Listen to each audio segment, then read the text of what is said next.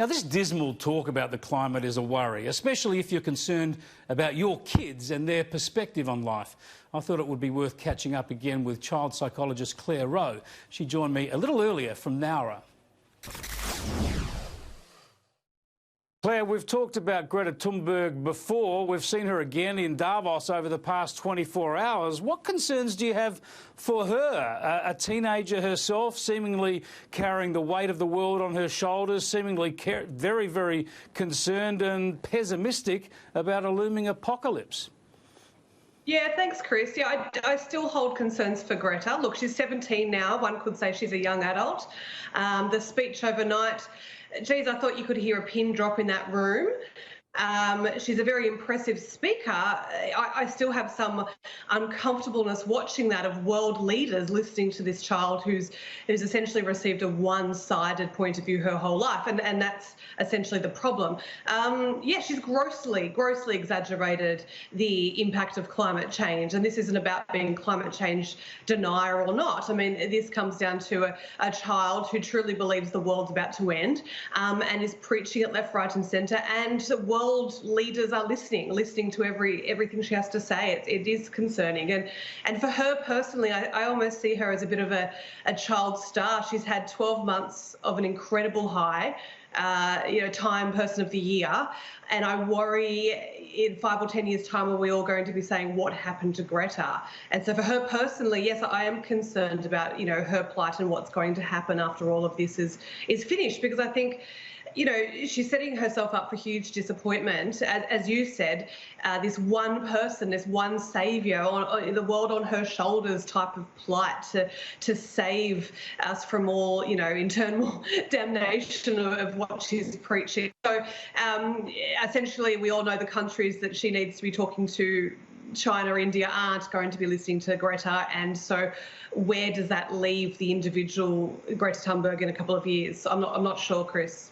We've seen, of course, a psychological toll on child stars before. It's a lot of pressure, fame, global fame at a young age, but normally they have a bit of fun along the way. She's got all that pressure of fame and exposure and I suppose some sort of glory, but of course no fun. She doesn't even crack a smile.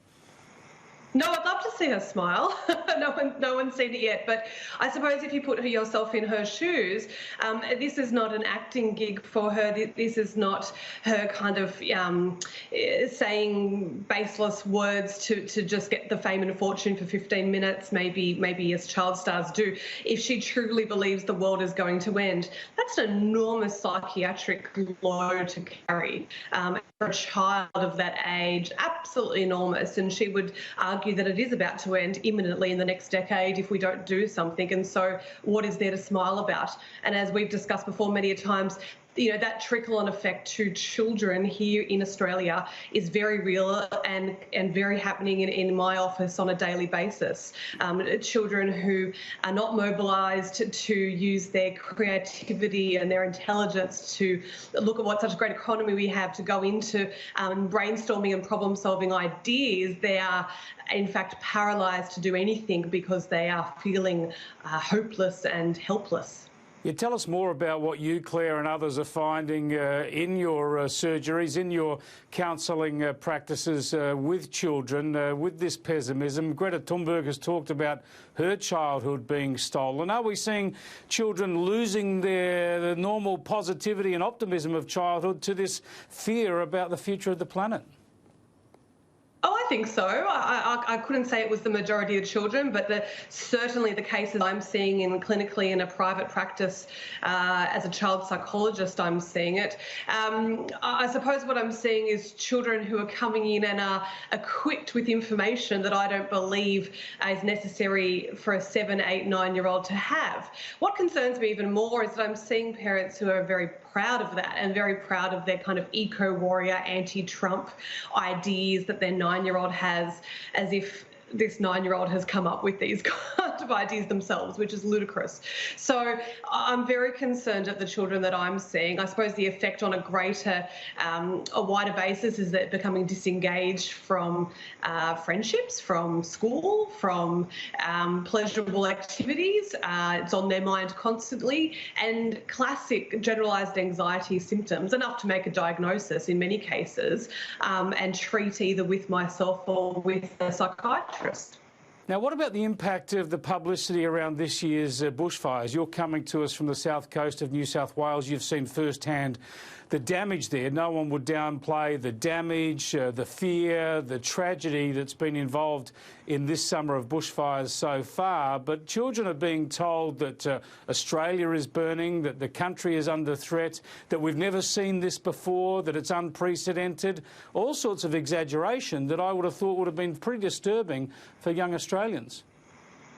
Very disturbing, and as you said, when you look at some of these images from down here on the south coast, absolutely Armageddon images. And I remember in December, before I left to come down here, I was in my office and I had a young child, about Greta's age, 15-year-old female, come in, and it was one of those terrible days where the sky had this orange glow to it, and we could smell the ash kind of blowing in over Sydney. And she came in and just looked at me and welled up in tears. And I had to have this child sit down on my couch, and she said, look outside, this is happening. And so from that perspective, it's very convenient, isn't it? All this imagery is very much playing into the Greta Thunberg line that the world is ending. And so for a child, that's an enormously scary experience, and one that I don't think we can discount at all. We've got to be very careful at the way we present that to children, as I said before, because they don't actually take that on to mobilise themselves as a positive, energetic catalyst to go out and seek careers to try and problem solve and look into future bushfire prevention and so forth. They actually are completely immobilised by fear and mental health difficulties. Yeah, it's a great worry, Claire. Thanks for interrupting your holidays to join us again. No problem. Thanks, Chris.